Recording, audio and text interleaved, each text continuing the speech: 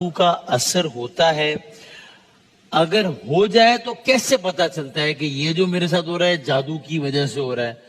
اور کیا اس کا اس قدر بھی اثر ہو جاتا ہے کہ کسی رشتے کو توڑوا دے یا اختلافات پیدا کر دے؟ بڑا پیش آنے والا مسئلہ ہے، لوگ مطلب ڈسکس ہونے والا مسئلہ ہے. اگر میں یہ شہر بابل کا واقعہ قرآن کریم میں موجود ہے، ہاروت و ماروت کا. وہاں کے لوگوں کا طریقہ یہ تھا کہ وہ جدائی ڈلواتے تھے میاں اور بیوی کے درمیان اسی جادو کے ذریعے سے. اس کا تو ذکر واضح طور پر قرآن میں ہے. اور وہ جب جادو سکھاتے تھے لوگوں کو تو یہ کہتے تھے کہ یہ فتنہ ہے، یعنی تمہارا امتحان ہے، ہم فقط جادو توڑنے کے لیے تمہیں وہ جادو سکھا رہے ہیں. تم یہ کام نہ کرنا کہ تم اس جادو کو سیکھ کر، کیونکہ جادو کے توڑ کے لیے بھی آپ کو کوئی عمل کرنا پڑتا ہے، تو اس کے ذریعے سے پھر تم میاں بیوی کے درمیان جدائی ڈلواؤ. لیکن وہ اس امتحان میں کامیاب نہیں ہو سکے. تو اس سے سمجھ میں یہ آتا ہے کہ جادو تو ہے، اس کی حقیقت ہے. اور ہاں یہ ضرور ہے، ایک مثال دی جاتی ہے کہ جیسے کوئی صاحبہ گئی اگر کسی شادی میں اور انہوں نے 3-4 جو ہے وہ ڈرنکس پی لی ہیں، اس کے آگے ان کے بعد میں پیٹ میں درد ہو رہا ہے، تو بیٹی سے کہیں گی کہ تمہیں کسی نے نظر لگائی، جادو کیا ہے تمہارے اوپر کسی نے. اس کا مطلب یہ ہے کہ تم نے جو 4 پلیٹیں ایکسٹرا کھائی ہوئی ہیں اس کو نہیں دیکھیں گی وہ کہ اس کی وجہ سے درد ہو رہا ہے، بلکہ کہ جادو کیا ہے کسی نے. تو اپنی ہر بات کو اس پہ تطبیق کر دینا کہ کوئی نہ کوئی جادو ہوا ہے، یہ مناسب نہیں ہے.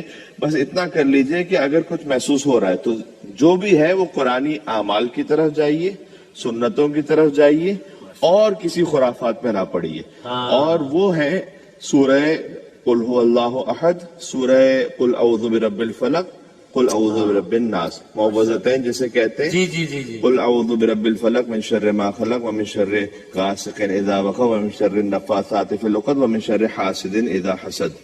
صحیح ہے. تو اس کی تلاوت فرمائیے، اس کو دم کر کے پانی پی لیجئے. قل اعوذ برب الناس ملک الناس الہ الناس من شر الوسواس الخناس الذی یوسوس فی صدور الناس من الجنۃ والناس. وہی یکاد الذین کفروا والی آیت سورہ قلم کی جو آخری 2 آیتیں ان کو پڑھیے. وہ حضور مکرم صلی اللہ علیہ وسلم پر نظر لگانے کی کوشش کی گئی تھی، تو اس کی بھی اس کا مطلب ایک حقیقت ہے. اللہ سبحانہ وتعالیٰ نے ان آیتوں کو نازل کیا جو سورہ قلم کے آخر میں، ان کو پڑھنے کے بعد فریمز وغیرہ میں بھی آتی ہیں، لیکن خود پڑھیں اس کو، اور پڑھنے کے بعد دم کر لیں اپنے اوپر ہی، اس کا پانی بنا کے پی لیں، یا ویسے ہی اس کی تلاوت کریں، اس نیت سے کہ اللہ سبحانہ وتعالیٰ تمام نظر بد سے اور جادو سے محفوظ رکھے. اس کے بعد مطمئن ہو جائیں. اس کے بعد اپنے آپ میں تسلی کر لیں کہ جو اللہ سبحانہ وتعالیٰ نے چاہا تھا وہ میں نے انجام دے دیا ہے. اور پھر اپنے اعمال پر یوں بھی غور کر لیجئے کہ بسا اوقات ہمارے اعمال کی وجہ سے کچھ مکافات عمل ہوتے ہیں، کسی کا حق کھایا ہوا ہے. اب مثال کے طور پر میں ویسے تو زندگی میں بڑا اچھا بنتا ہوں، لیکن بہن کا حق کھایا ہوا ہے وراثت میں. مثال کے طور پر کسی اور پارٹنر کا حق کھایا ہوا ہے، قرضہ اس کو لے کر اور اس کے بعد ہڑپ کر گیا ہوں. تو یہ وہ چیزیں ہوتی ہیں کہ جن کے آثار کبھی کبھار انسان کی زندگی پر آتے ہیں، اور یہ اچھا ہے کہ آ جائیں اور انسان اگر متنبع ہو جائے. ورنہ اگر آخرت کا جو عذاب ہے وہ تو اور زیادہ شدید ہے. تو یہاں اللہ سبحانہ وتعالیٰ کبھی کبھار تنبیہ کر دیتا ہے، انسان کو ہلا دیتا ہے.